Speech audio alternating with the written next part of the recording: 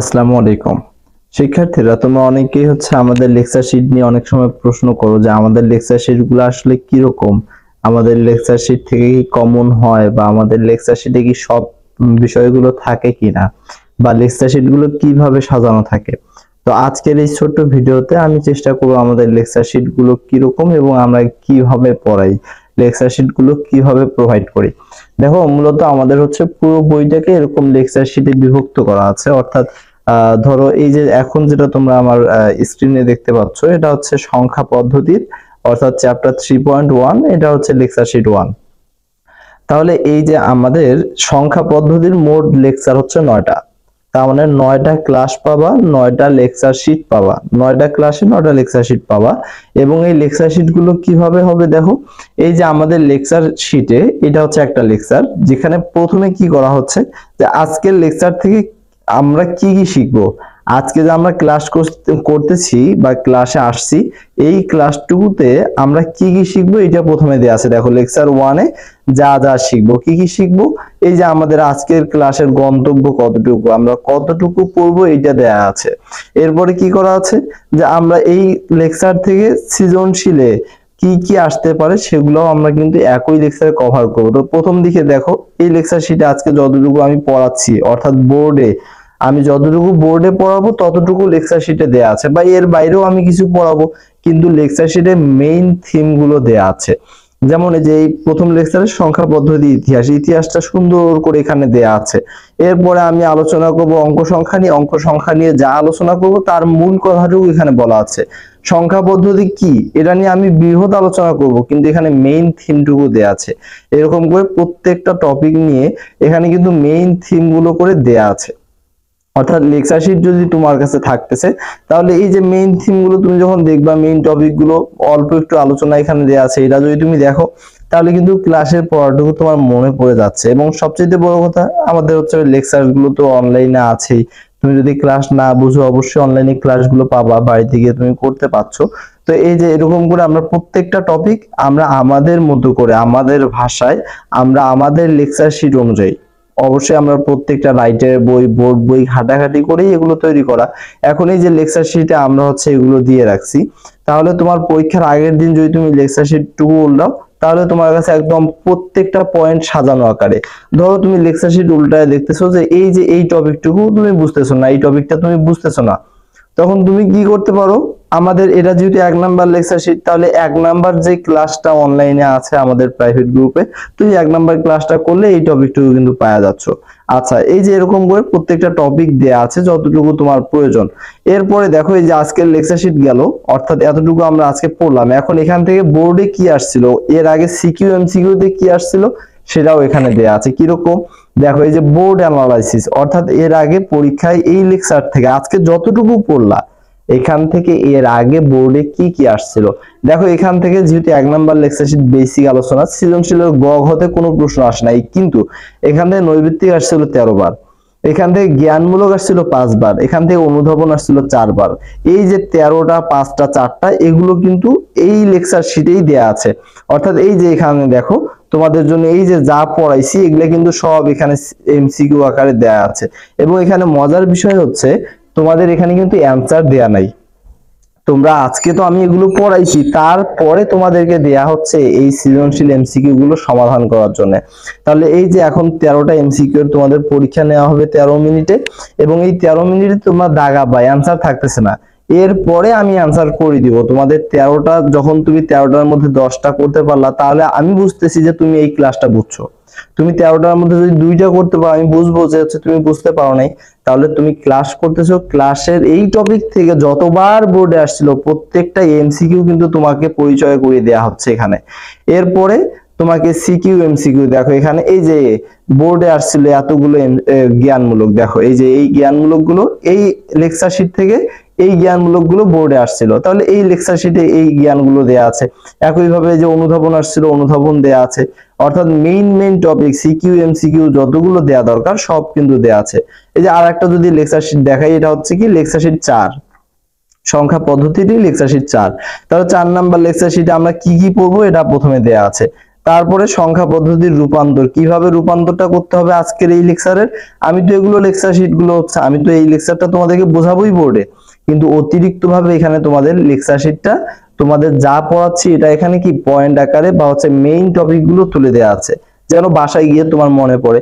দেখা যায় স্টুডেন্টরা নতুন একটা টপিক ক্লাসে পড়লো, বাসায় গিয়ে তাদের মনে থাকতেছে না। এই কারণে এই রকম করেই লেকচার শিট আমি যেগুলো প্রজেক্টর দিয়ে আমি পড়াচ্ছি তোমাদের বোর্ডে, এই টপিক গুলোই তোমাদের হচ্ছে লেকচার শিটে দেয়া থাকতেছে এভাবে।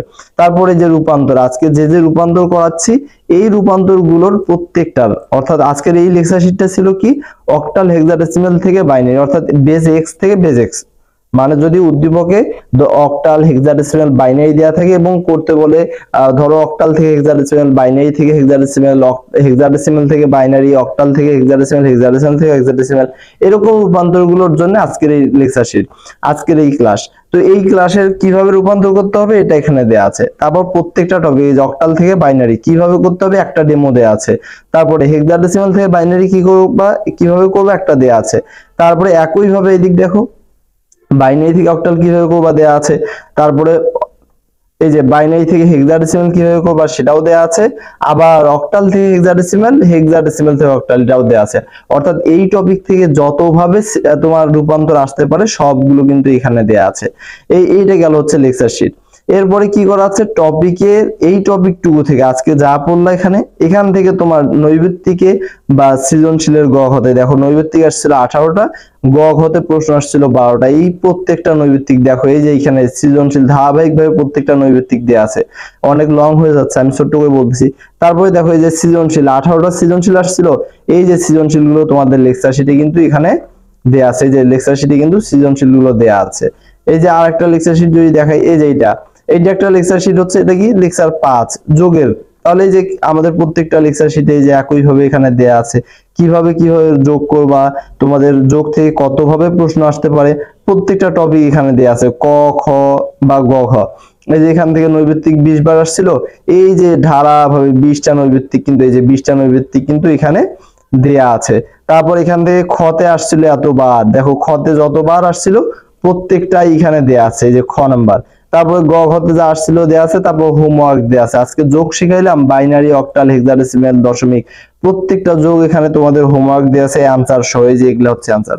তাহলে তুমি বাসায় গিয়ে প্র্যাকটিস করলে आंसर মিললো না মিললো তুমি জাস্টিফাই করতে পাইলা। এখন যদি না বুঝো বা যেটা করতে পাইলা না আবার করলা, তাও না পারলে পরের লেকচারে আমি বুঝাই দিচ্ছি, তাহলে আমাদের সহজ হচ্ছে। এই যেটা হচ্ছে লেকচার 8, এখানে দেখো কিভাবে আমাদের 2 এর পরিপ্রয়োগ করতে হয় এটা দেয়া আছে। কিভাবে লেকচার শিটটা আমি বোঝাচ্ছি ক্লাসে তার একটা মেইন থিম দেয়া আছে। তারপর এখান থেকে সৃজনশীলের যেভাবে আসতে পারে ডেমো দেয়া আছে। এরপর এখান থেকে নৈবেত্তিক আসছিল একবার, সেই নৈবেত্তিকটা দেয়া আছে। এবং গ ঘতে প্রশ্ন আসছিল 21 বার, এই 21টা সৃজনশীল দেখো এই যে। এবং আমাদের এখানকার সিকিউ এমসিকিউ সিস্টেম কেমন দেখো, সিকিউ সিস্টেম কি আজকে ধরো 2 এর পরিপূরক শিখালাম কিভাবে 2 এর পরিপূরকে পার্থক্য নির্ণয় করতে হয়। তাহলে আমাদের প্রত্যেকটা সিকিউ শুধু এই পার্থক্য দেয়া আছে, যাতে তুমি ওই টপিকটাই শুধু প্র্যাকটিস করতে পারো। এই যে এখানে দেয়া আছে ধরো হচ্ছে এই যে এটা উদ্দীপক কিন্তু অনেক বড় ছিল, বাট আমরা এখানে শুধু দিছি এতটুকু অংশ যেটা তোমার এই ঘ নাম্বারটুকুতে প্রয়োজন। 2 এর পরিপূরকের জন্য উদ্দীপকের যতটুকু প্রয়োজন ততটুকু দেয়া আছে। তারপর হচ্ছে ঘ নাম্বার প্রশ্নটা দেয়া আছে। তাহলে তুমি হচ্ছে অনায়াসে হচ্ছে প্রশ্নটা অ্যান্সার করতে পারতেছো, তোমার জন্য সহজ হচ্ছে।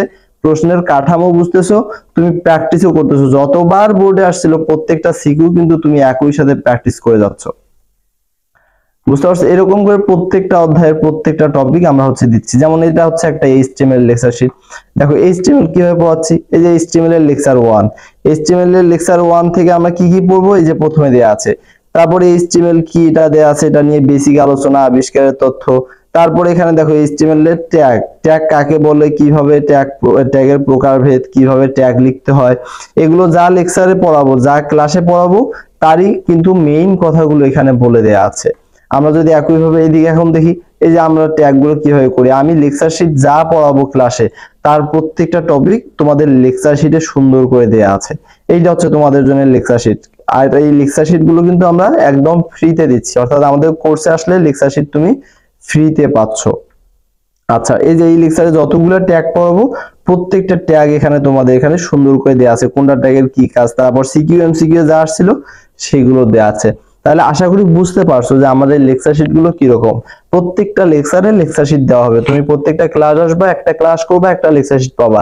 62টা ক্লাস করবা, তোমার বই কমপ্লিট। 62টা ক্লাসে 62টা লেকচার শিট পাবা, তোমার বই কমপ্লিট। এবং এই লেকচার শিট দিয়ে তোমার কাছে একটা বই হয়ে যাচ্ছে, যেখানে তোমার লেখা পড়ালেখা থাকবে, সৃজনশীল থাকবে, এমসিকিউ থাকবে, জ্ঞান অনুধাবন থাকবে।